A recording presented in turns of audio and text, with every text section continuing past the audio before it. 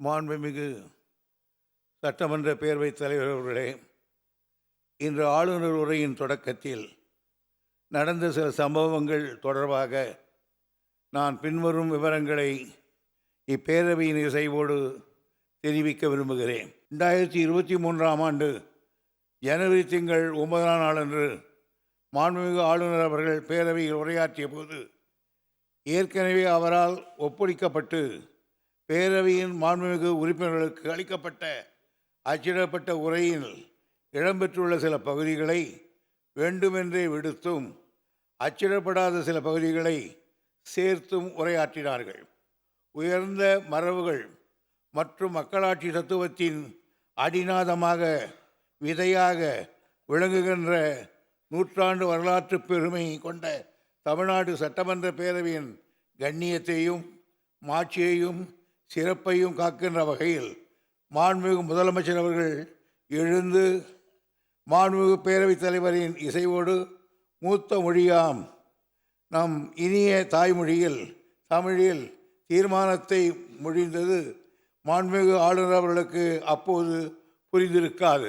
2024ஆம் ஆண்டு பிப்ரவரி திங்கள் 12ஆம் நாளன்று மாண்புமிகு ஆளுநர் அவர்கள் பேரவையில் உரையாற்றுகையில் இதே முறை தொடர்ந்தால் அன்றைக்கு என்னால் ஒரு தீர்மானம் கொண்டு வரப்பட அது இப்பேரவையில் ஒருமனதாக நிறைவேற்றப்பட்டது.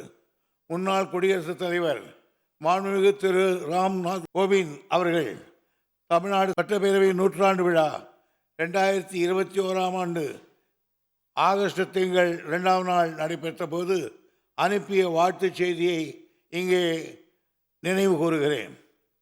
Much of the richness of the Indian democracy is derived from the Tamil Nadu legislature and is appreciated all across the world என்று தெரிவித்திருக்கிறார்கள். இவ்வளவு பெருமை கொண்ட தமிழ்நாடு சட்டமன்ற பேரவையின் புகழ் மங்கி விடாமல் பாதுகாத்து இருக்க வேண்டிய பொறுப்பு நம் அனைவருக்கும் உண்டு. அரசியலமைப்பு சட்டத்தின் 176வது பிரிவின் கீழ் ஒவ்வொரு ஆண்டின் தொடக்கத்திலும் ஆளுநர் அவர்கள் உரை நிகழ்த்துவார்கள் என்பதை அரசியல் சட்டத்தில் மிக விளமாக தெரிவித்திருக்கிறார்கள். For Article 176(1) of the Constitution of India, the governor shall address the legislative assembly and inform the legislature of the cause of the summons. But our honorable governor is acting against the Constitution. It is not good. I am to remind this House that in 1995, the government brought a government resolution to recall the governor, Dr. M. Chenna Reddy. Even then, the governor had read the governor's address as prepared by the government in 1996. ஆக இப்பேரவை கவனத்துக்கு கொண்டு வந்திருக்கிறேன்.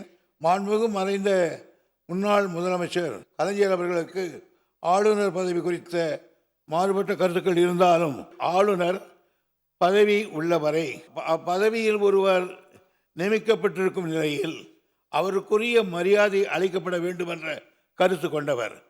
கடந்த பேரவை கூட்டத்தொடரை முடித்து வைக்காமல் ஆளுநர் உரையை தவிர்த்து மற்ற சில மாநிலங்களில் முடிவெடுப்பது போன்று நிதிநிலை அறிக்கையை சமர்ப்பிக்கலாம். ஆனால் மாண்புமிகு கலைஞர் அவருடைய வழித்தடங்களை பின்பற்றி ஆட்சி புரிகிற நமது மாண்புமிகு முதலமைச்சர் அவர்கள் நாம் மரபு மீறக்கூடாது என்ற பண்போடு ஆளுநர் உரைக்காக பேரவை கூட்ட யோசனை வழங்கினார்கள். மீண்டும் மாண்புமிகு ஆளுநர் அவர்கள் முந்தைய ஆண்டுகள் செய்ததைப் போலவே திரும்ப செய்திருக்கிறார்கள். அதாவது ஆளுநர் உரையை முழுமையாக படிக்காமல் சென்றிருக்கிறார். தற்போது மாண்புமிகு ஆளுநர் அவர்கள் தமிழ்த்தாய் வாழ்த்துக்கு பிறகு தேசிய கீதம் பாடப்படாதது தொடர்பாக ஒரு கருத்தை தெரிவித்திருக்கிறார். இது தொடர்பாக கடந்த ஆண்டு ஆளுநர் அவர்கள் இதே கருத்தை கோடிட்டு மாண்புமிகு பேரவைத் தலைவர் அவர்களுக்கு ஒரு கடிதம் அனுப்பியிருந்தார்.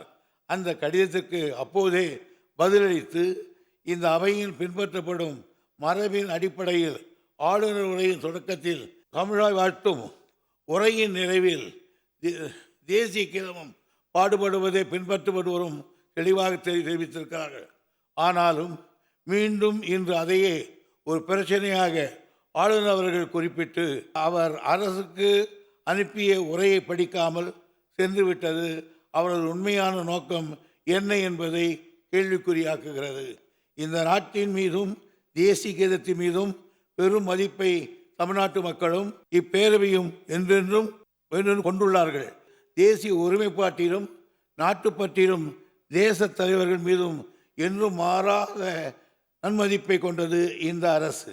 மாண்புமிகு பேரவைத் தலைவர்களே, திராவிட முன்னேற்ற கழகத்தின் உண்மை சீடனாக திராவிட சமுதாயத்திலிருந்து உதித்த சுயமரியாதை கனலாக செயல்படும் மாண்புமிகு முதலமைச்சர் அவர்கள் கட்டி காத்து வரும் இச்சட்டமன்ற பேரவையின் மாண்பினை நிலைநாட்டும் வகையில் மாண்புமிகு பேரவைத் தலைவரின் இசைவோடு சட்டமன்ற பேரவை விதி 17 தளர்த்தி இது தொடர்பாக ஒரு தீர்மானத்தை முன்மொழிந்திட தாங்கள் அனுமதிக்கின்றேன்.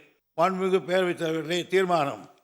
மாண்புமிகு ஆளுநர் அவர்கள் தமிழ்நாடு அரசால் விதிகளின்படி அனுப்பி வைக்கப்பட்ட ஆளுநர் உரையை படிக்காமல் சென்றுவிட்டார். ஆளுநர் அவர்களுக்கு அனுப்பி வைக்கப்பட்ட உரை அச்சிடப்பட்டு அவையின் உறுப்பினர்களுக்கு வழங்கப்பட்டுள்ளது.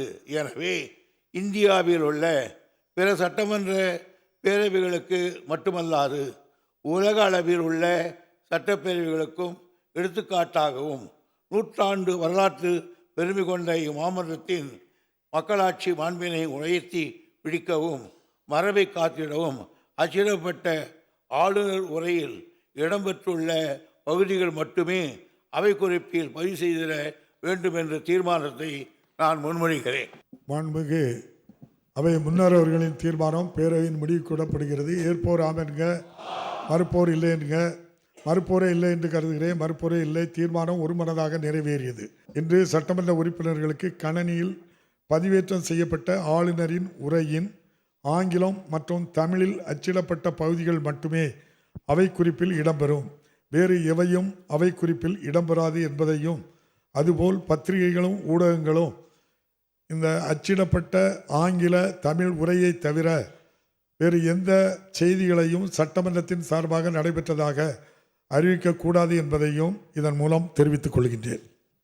மேலும் 12/2/2024 அன்று நாட்டுப்பண் இசைத்தல் குறித்து நம்முடைய மாண்புமிகு ஆளுநர் அவர்கள் எனக்கு கடந்த ஆண்டே கடிதம் எழுதி இந்த பிரச்சனை ஏற்கனவே தீர்க்கப்பட்டு விட்டது.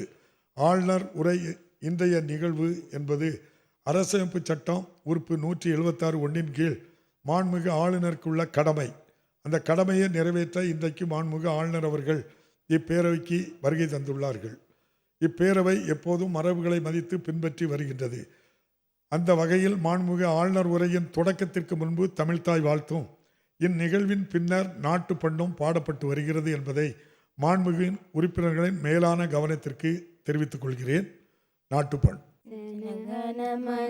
जनगणमनहतिनायक जय हे भारत भाग्य विधाता पंजाब सिंध गुजरात मराठा द्राविड उत्कल बंगा विंध्य हिमाचल यमुना गंगा उच्चल जलति तरंगा तव शुभ नामे जाहे तव शुभ आशीष माहे गाहे तव जय गादा जनगण मंगलदायक जय हे भारत भाग्य विधाता जय हे जय हे जय हे